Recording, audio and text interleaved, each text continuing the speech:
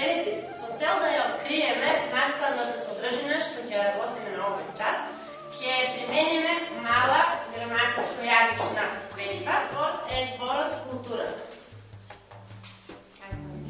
Културата е општа именка во кој род? Во женски род и е во женски род е на територијата на Република Македонија.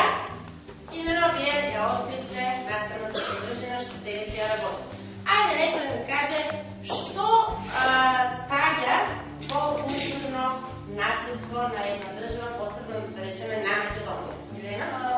културно наследство на Македонија спаѓаат образите, џамиите, старите градби, археолошки наоѓалишта. Добро, друг некој да дополни? Свидетелство, иконописко храничарство,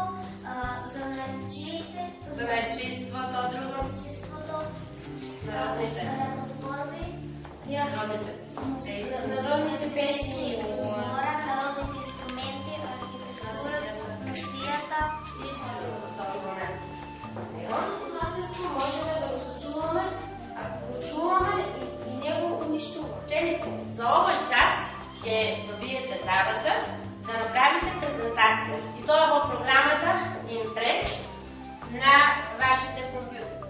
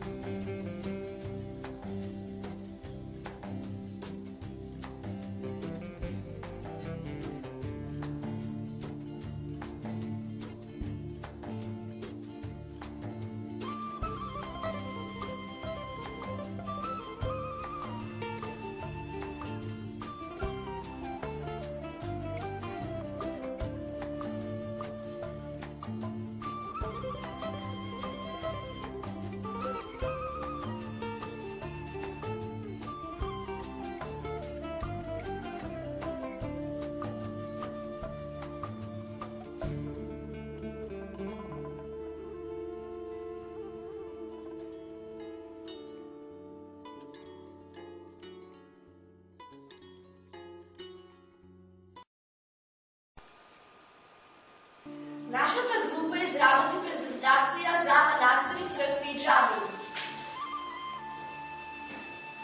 Македонската православна црква Свети Климент Охридски во Скопје е најголем и соборен храм на Македонската православна црква денес. Црква представува заедница од луѓе кои исповедуваат, веруваат во ист Бог. Терминот се употребува и за објект за јавна религиозна служба во христијанската религија. Лесновски манастир во село Лесново, Пробишливско, црквата е посветена на Свети Архангел Михаил. Македонските манастири се наша најбогата културна ризница, која е исполната со многу фрески, икони, резби, стари книги и ракописи. Шарената џамија е мощна живописна џамија која се наоѓа во Тетово, Република Македонија. Нашата група изработи презентација за копелничество, фрескосликарство и иконопис. Копелничество е применета уметност, а според некои и занајот на изработка на предмети, резби и резби од дрво. Културно наследство. Ова е македонската архитектура. Староградската македонска куќа се открива и посебен архитектонски израз. Во интериерната арабеска е заменета со домашна дрворезба. На таваните, сергените и вратите на килимите и други Автохтона македонска. Архитектурата во градот е характеристична по типичната староградска македонска Изработи презентација за македонското културно наследство по тема археолошки наоѓалишта. Археологија е наука која ги изучува материјалните остатоци. Ова е скуп.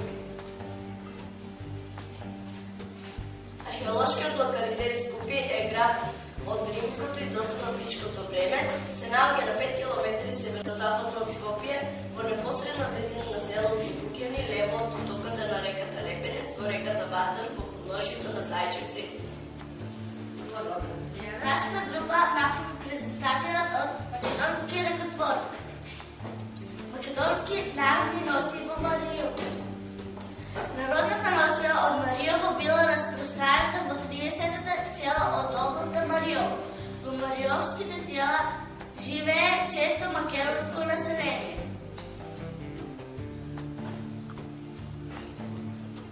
Народните носии во Македонија имаат вековна традиција.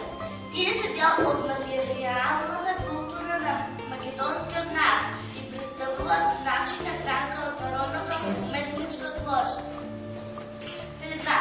Филигранското кунџиството представува еден вид на уметнички занат. Всушност, кунџиството е изработување на предмети украсени со драгоцени камени. Тоа се прави со лиење, сучење, стружење, калење и пелење. Народни инструмент. Гајата, кавалот, шубелката, дудокот, зурната, двојанката, разни видови на тамбури, тапанот и дајрето се сметаат за традиционални македонски народни инструменти. Народни занаји. Занајчиството е занимавање кое бара конкретни работни вештини. Историски ово би било неиндустријско производство во мал број или количество. Народни занаји се гранчарскиот, самарџискиот, ковачкиот, задарскиот, кажанџискиот.